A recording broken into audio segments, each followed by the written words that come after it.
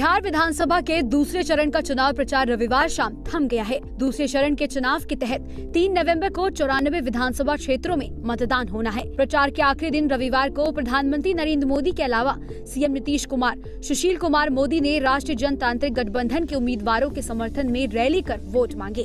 वहीं विपक्षी महागठबंधन की ओर से आरजेडी नेता तेजस्वी यादव ने महागठबंधन के प्रत्याशियों के पक्ष में चुनावी सभाएं और रैलियां की, जबकि चिराग पासवान ने लोजपा प्रत्याशी के लिए वोट मांगे। दूसरे चरण में एनडीए और महागठबंधन से कई बड़े चेहरे मैदान में है। प्रमुख उम्मीदवारों में विपक्षी महागठबंधन की ओर से मुख्यमंत्री पद के उम्मीदवार तेजस्वी यादव राघोपुर से, उनके बड़े भाई तेज प्रताप यादव हसनपुर से चुनावी मैदान में है। इसके अलावा बीजेपी विधायक नंद किशोर यादव, जेडीयू विधायक और ग्रामीण विकास मंत्री श्रवण कुमार चुनावी मैदान में किस्मत आजमा रहे हैं। वहीं पचना के बांकीपुर सीट से कांग्रेस नेता शत्रुघ्न सिन्हा के बेटे लव सिन्हा भी दूसरे चरण में अपना भाग्य आजमा रहे हैं। वहीं इस हाई प्रोफाइल सीट पर बिहार की सीएम उम्मीदवार पुष्पम प्रिया चौधरी भी उतरी हुई हैं। दूसरे चरण में उत्तर बिहार की 94 विधानसभा क्षेत्रों में 3 नवंबर को मतदान होना है।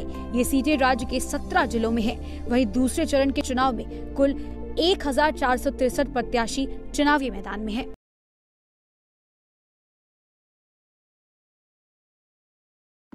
करीब 1 दशक से ज्यादा समय कांग्रेस में गुजारने के बाद अनु टंडन ने अपने समर्थकों के साथ अखिलेश यादव की मौजूदगी में समाजवादी पार्टी की सदस्यता ले ली है।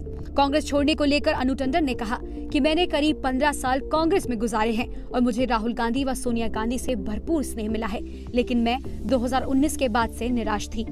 मुझे सोनिया गांधी जी और राहुल गांधी जी से पूर्ण स्नेह मिला, काम करने का मौका मिला, लेकिन कुछ 2019 के बाद मुझे ये महसूस हुआ कि भले ही अखिलेश यादव जी की तरफ एक आकर्षण था कि इनको मजबूत करना है, लेकिन जैसा होता है एक महिला के साथ कि वो भावनाओं में अटकी हुई थी और मगर इन 1-1.5 साल में काम करने का मौका नहीं मिल रहा था और साफ जाहिर था कि वो कहीं नहीं पहुंच रहे आगे।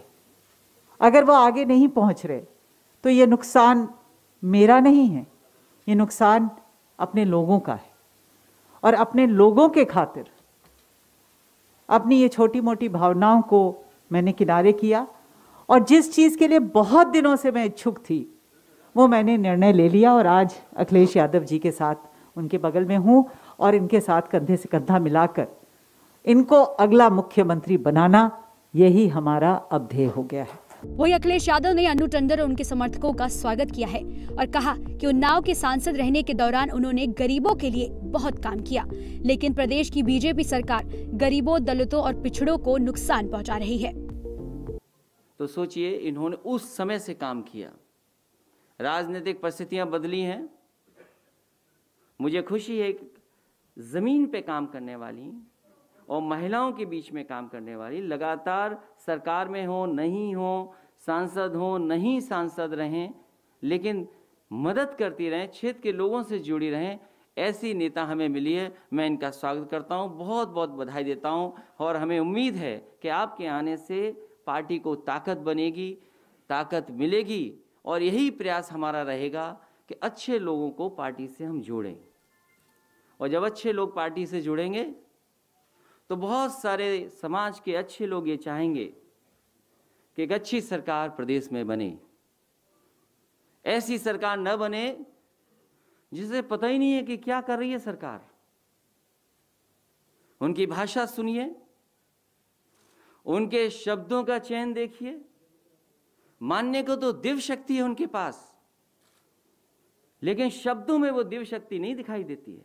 अनु टंडन वर्ष 2009 में कांग्रेस से चुनाव जीतकर जिले की सांसद बनी थी। 2014 और 2019 का भी चुनाव लड़ा, लेकिन सफलता नहीं मिली। पार्टी में नाराज होकर उन्होंने 29 अक्टूबर को कांग्रेस से इस्तीफा दे दिया था। शनिवार शाम उन्होंने समाजवादी पार्टी में शामिल होने की घोषणा कर दी थी। इससे पहले उन्होंने अपने ऑडियो मैसेज के जरिए अपने सभी समर्थकों से सपा का साथ देने की अपील भी की थी।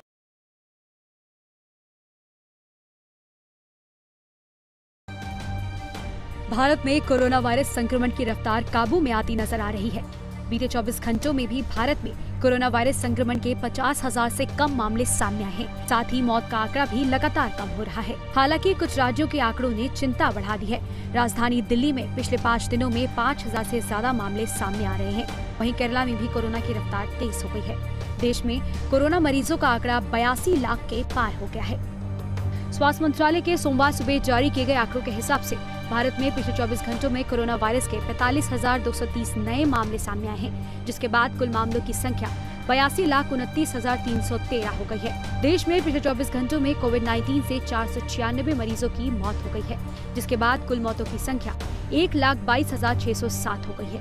कुल मामलों में से 5,61,908 फिलहाल एक्टिव हैं और 75,44,798 मरीजों को इलाज के बाद अस्पताल से छुट्टी दे दी गई है। देश में रिकवरी रेट 91.68% है और मृत्यु दर 1.49% है। वहीं देश की राजधानी दिल्ली में कोरोना वायरस के मामलों ने एक बार फिर रफ्तार पकड़ ली है।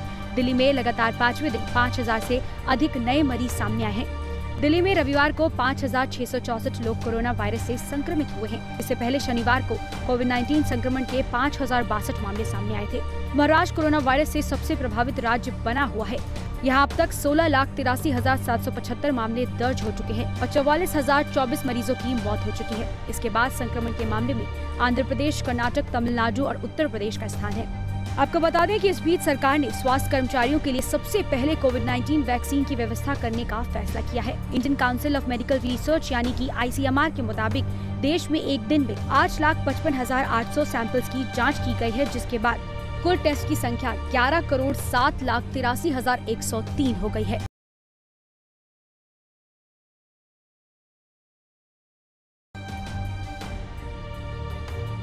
राजस्थान सरकार ने कोरोना वायरस महामारी के मद्देनजर दिवाली के दौरान पटाखों की बिक्री पर प्रतिबंध लगाने की घोषणा की है। राजस्थान की गहलोत सरकार कोरोना वायरस से निपटने की हर संभव कोशिश कर रही है। मुख्यमंत्री अशोक गहलोत ने सोमवार को ट्वीट में बताया कि उनकी सरकार ने पटाखों के निर्माण, बेचने और आतिशबाजी पर बैन लगा दिया है। उन्होंने लिखा, राज्य सरकार ने कोविड-19 के मरीजों और जनता को पटाखों से निकलने वाले विषैले धुएं से बचाने के लिए पटाखों के जलाने और उनकी बिक्री पर रोक लगाने का फैसला किया है। मुख्यमंत्री अशोक गहलोत ने ट्वीट कर ये भी बताया कि गहलोत सरकार आज से ही कानून बनाकर मास्क को भी अनिवार्य करने जा रही है। उन्होंने ट्वीट में लिखा, कोरोना से बचाव हेतु मास्क की अनिवार्यता को लेकर कानून बनाने वाला देश भर में राजस्थान पहला राज्य होगा, क्योंकि कोरोना से बचाव के लिए मास्क ही वैक्सीन है और यही बचाव करेगा। साफ है, सरकार के इस फैसले से प्रदूषण तो कम होगा ही, कोरोना मरीजों के लिए भी बड़ी राहत रहेगी और मास्क की अनिवार्यता से कोरोना से बचाव को लेकर जागरूकता भी बढ़ेगी।